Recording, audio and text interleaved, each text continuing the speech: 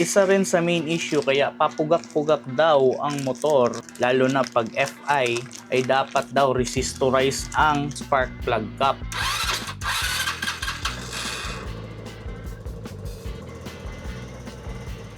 Yo, what's up guys?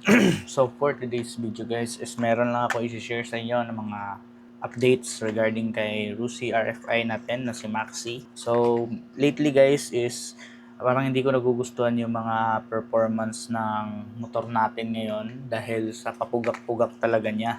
So nag-research ako ng mga iba't ibang mga dahilan kung bakit papugak-pugak yung ating motor. So hindi ko talaga alam kung ano talaga ang mga main issues ng ating motor kung bakit siya papugak-pugak. Pero nung nag-research ako sa ChatGPT at sa mga YouTube or any sa Google, isa sa sinasabi nila is yung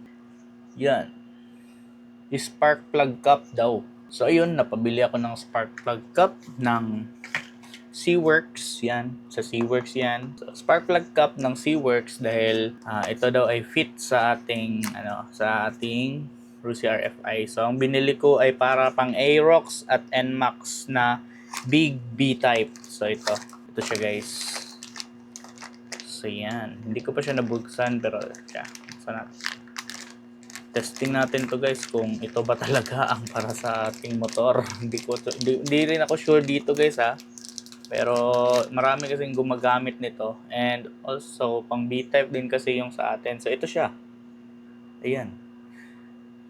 So hopefully lang guys is hindi tayo nagkamali no. So ito palang SeaWorks ay from Toyota Choshu na parang company yata nila to.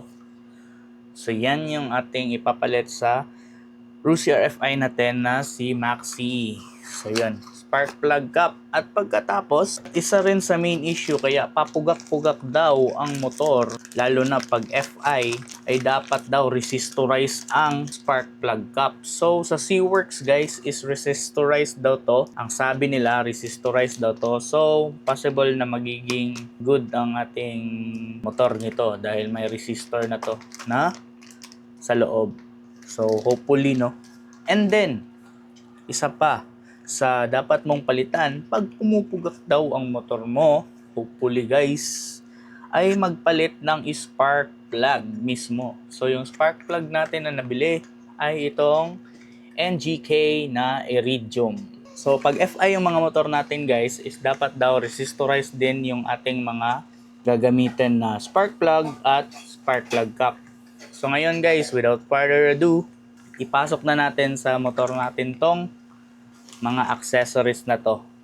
And then yung ano pala guys, yung mga price nito guys, is ilalagay ko lang dyan sa link sa description guys. Yan, ilalagay ko mga link nito sa description box. So tara, let's go. Punta na tayo doon.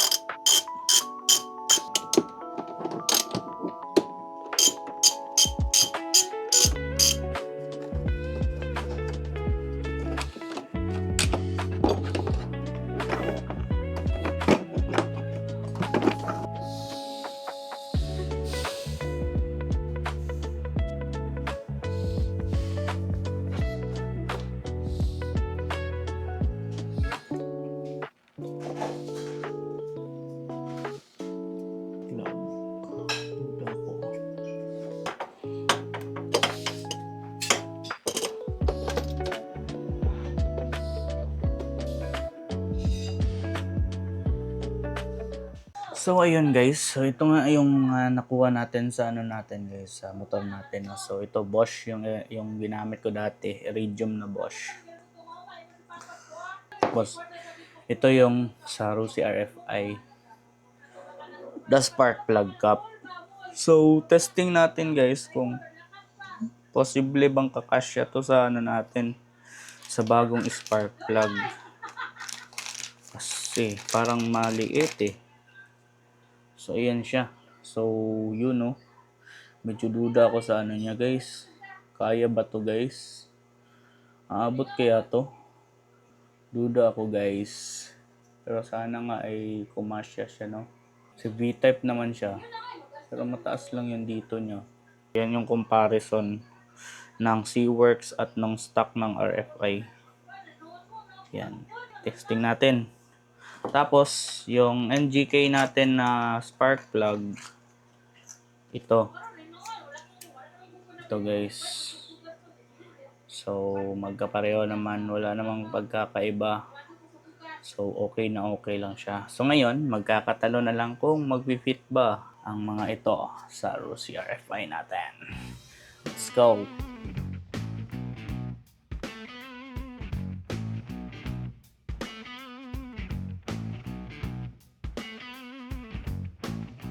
So, ayan guys, testing na natin tong ano guys, kung aandar ba. Aandar ba to? Sana lang ay umandar guys. Let's check. TPS, limit of truth.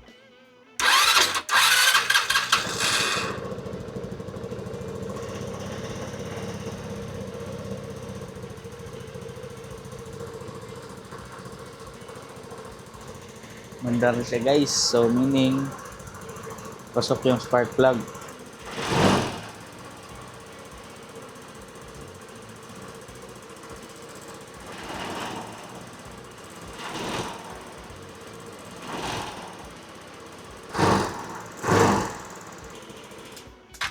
Okay, perfect. So umandar siya. So ngayon testing natin yung performance niya pag nag-i-drive na natin siya. So ayun na nga guys, pasok naman lahat ng mga ano natin guys, nilagay natin sa lahat naman nilagay natin ng mga accessories ngayon, yung spark plug cap at saka spark plug. So goods. So hindi lang natin na testing ngayon kasi medyo maulan. So siguro tetest natin siya. Papakita ko din sa inyo kung okay na ba yung motor natin, no? Kung hindi na ba siya pupugak-pugak. So kung hindi na siya pupugak-pugak guys, yun lang pala talaga ang result. Pero kung pupugak-pugak pa rin siya, that's the time na papacheck na natin siya kasi hindi na natin saklaw yung mga gano'n na problema ng motor. So need na natin ng expert dyan. So sa ngayon, goods naman lahat. So pasok naman yung C-Works na pang NMAX at saka Aerox na V-type guys. And then pasok, ito yung ginamit ko na Iridium na CR7 HIX.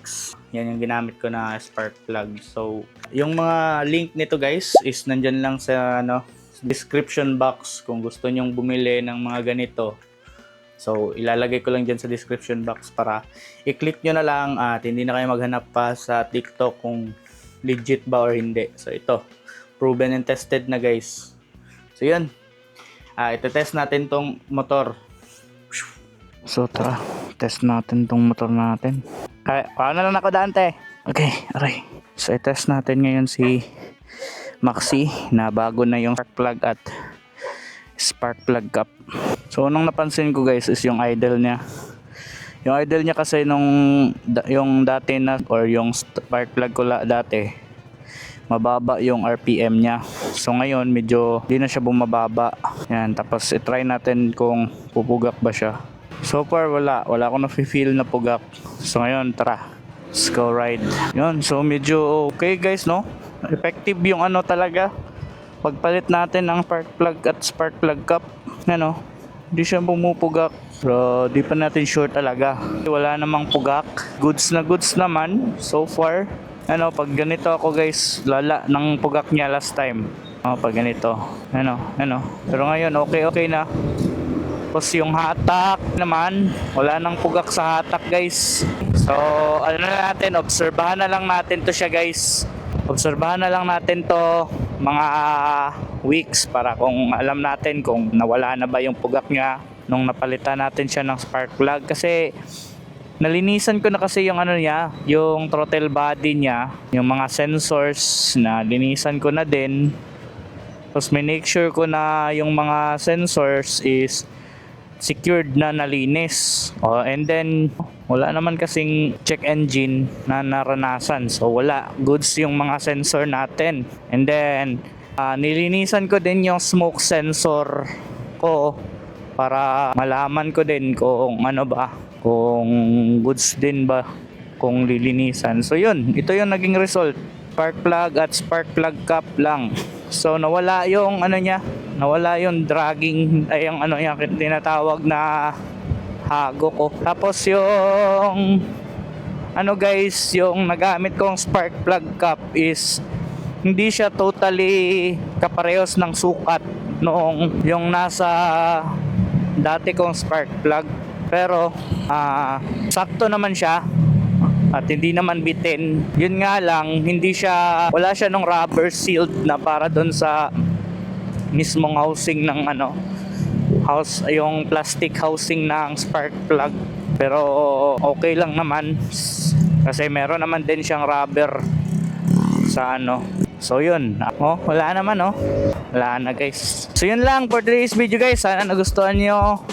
And kung nagustuhan nyo man, please like, share, and subscribe kung nagustuhan nyo itong video to para updated kayo sa ating mga video. So yun lang Hanggang dito na lang. Peace and peace out. Let's go.